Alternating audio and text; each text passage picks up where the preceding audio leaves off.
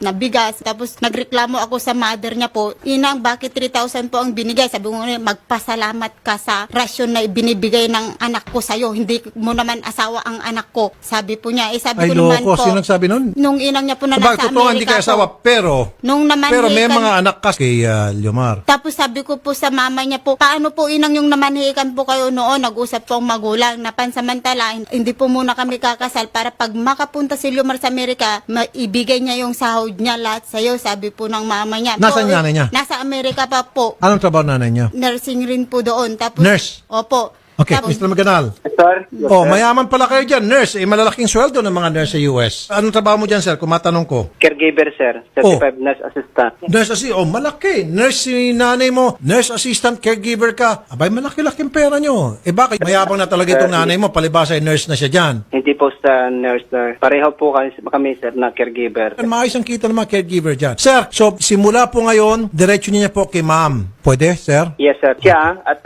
anuin ko rin kung talagang alagaan niya talaga yung mga anak ko. Ganito saan gagawin natin, sir? Turuan kita, sir, ha? Ganito. Mula ngayon, tuwing magpapadala ka kay Mrs., i-text mo siya o i-messenger mo siya, sabi mo sa kanya, magkano yung amount na pinadala mo sa kanya para naman maging kampante ka, pwede mong i-request, karapatan mo yon ng breakdown bago ka magpadala for the second time. Halimbawa, nagpadala ka ng $500, which is 25,000 pesos. Kunyari lang. Pagkatapos niyan, sabi mo sa kanya, please, lahat ng mga ginagastos mo dyan, paki-send mo sa akin. O, i-account mo. Di ba, sir? Sir, thank you, sir. Okay. May concern pa ako kung saan sila nakatira ngayon, sir, kasi doon sa likod ng bahay, mga alaga nilang baboy, nagkukomplain din ng anak ko na pag naamoy nila yung mga tae ng baboy. Sabi ko naman sa kanya, kung pwede, doon na lang kayo sa La Suerte Angadanan dahil maganda naman doon, wala kayong naamoy doon. Sino po nasa La Suerte, sir? Yung kapatid ko, sir. Titira siya doon sa May kapatid bahay, mo. sariling bahay, sir. Okay Kasi ba? dalawa- Doon ka sa La Suerte? ay nanggaling na po kami doon sa pinalayas po ako ni ina at bahay niya po yun. Ay sabi niya po, lumayas ka dito. Ayaw kitang mapangasawa ng anak ko at mahirap ka, sabi pong gano'n. Mata pobre pala yung nanay mong yan, ah. Sir, pwede mo bang kausapin ng mother ko, sir? Andito siya. Oh, kausapin ko si Mata Pobre. Baka pati ako matahin niya, ha? Good Ma'am. evening, sir. Ma'am, huwag niyo ako matahin, ma'am, ha? Baka matahin niyo ako. Mata Pobre raw kayo, balita ko. Oh my God. Sinungaling yan, sir. Hindi ako matapobre. Matulungin po ako. Oh, sige, Dahil- pakisabi lang sa amin Okay, sir. kung bakit mo nasabing matulungin ka. Hindi ko sinabi yan sa kanya. Kasi yan, sir, makaaway niya lahat ang kapitbahay niyan. Pero kahit papaano minahal ko yan, tinanggap ko yan at gusto ko yan maging manugang. Pero napakabastos, sir. Lagi niya kaming minumura, sir. At sinasabi niya, asawa ko yung anak ko, sir. At alam mo, sir, meron akong 6 na anak. Lahat yan, even though nag-aaral yung mga anak ko, may anak yan. Lahat yan, sinusuportahan ko lahat yan, sir. Kaya hindi sinasabi yung manugang ko na yan na ako'y pinalayas ko siya. Hindi. Dahil naaway niya lahat ang kapitbahay. Ma'am Ligaya, bakit kaaway mo yung mga kapitbahay? Anong problema sa mga kapitbahay? Ma'am, hindi po inaaway po, sir. No? Sinungaling, pinabaliktad mo ako, anak ko. Sabi po ng mama niya, sir, may asawa na raw yung anak niya. Sabi niya, mag-asawa na raw daw ko para mayroon raw akong makasama na Tinulak ka ng- mamuhay po sa tinulak ka 6 nitong na si anak po Nanay namin. Nori Yun na po ang sabi ni na mag-asawa ka na? Opo. Sinend po yung picture niya, Agnes Bungolan po, ang pangalan po ng asawa raw ng anak niya. Tagahatid sundo raw po siya. Meron ng girlfriend si... Meron ano na ngayon? raw po siyang asawa, tagahatid sundo raw po. Wala kang magagawa, ma'am, kasi hindi ka naman kay kasal ni Liomar. So, Nay, Yes, sir. so, hindi ka pala mata pobre, bagkos ito palang si Ligaya ay palaaway sa mga kapitbahay. Bakit niya inaaway yung mga kapitbahay, ma'am? Anong dahilan? Lahat kami, pati nga yung mga anak ko inaaway. Bakit? Ang sasama mag-text yan, napakasama pag mag-text. Hindi, kaya ma'am, you have to elaborate. Bakit niya inaaway yung mga kapitbahay? Sa anong kadahilanan?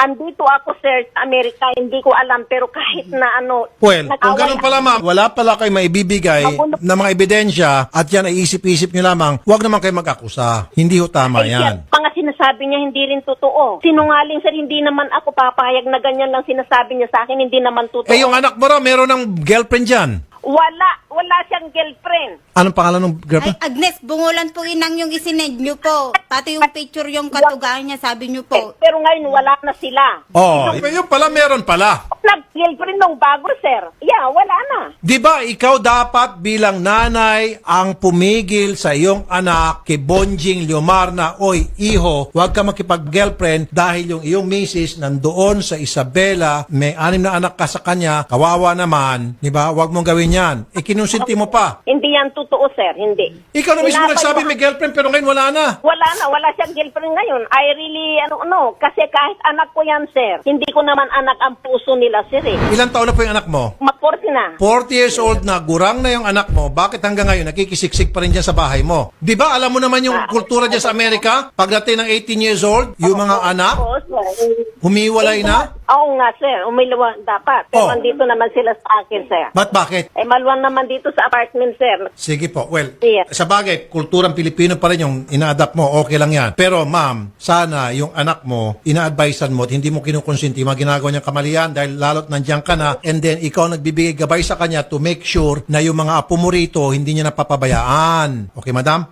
Ganun din ang payo ko, sir. Good. Kahit dyan, kahit Laya, pinapayuhan ko rin. Very good. Kahit- Ma'am, pwede sir. ba bukas magpadala na kayo ng pera dito sa Pilipinas kay Ma'am Ligaya? Okay. Yomar, magkano ipapadala mo? Nakikinig na si Ma'am Ligaya. Magkano ipapadala mo pera bukas? Nagbigay ako ng 200, sir. 10,000 pesos siya mahigit. Okay sa'yo? Paano naman yung nautang ko? Ang tagal ka nang hindi nagbigay. Hindi lang 20,000 na ang nautang namin. Tapos paano kita makokontak? 2017 pa na hindi mo na ako kinakausap, mga pamilya mo, binablock mo. Kawawa kaming nakikitext sa bahay. Tapos na gano'n, pag na-block mo na naman ang mga anak mo, Sir Yomar, Yes, nandyan naman yung nanay mo at magkasama-sama naman kayo. Magpadala ka siguro ng $1,000 kasi matagal ka na hindi nakapagpadala. Nakaipon ka na dyan. Okay, sir? No, Papasukin sir, mo anak. kasi hindi niya sabihin, sir, na no April na hindi ako nagbigay. Sir, matagal ka na hindi nakapagbigay, magpadala ka ng $1,000. And then, Ako after that, nagbigay. ang susunod mong padala, pag-usapan nyo na. Saan yung mga bata? Sige, alika. po, may sakit pa po. Yung O, ito, kausapin mo ang papa mo. Pang, Justin, kamusta anak ko?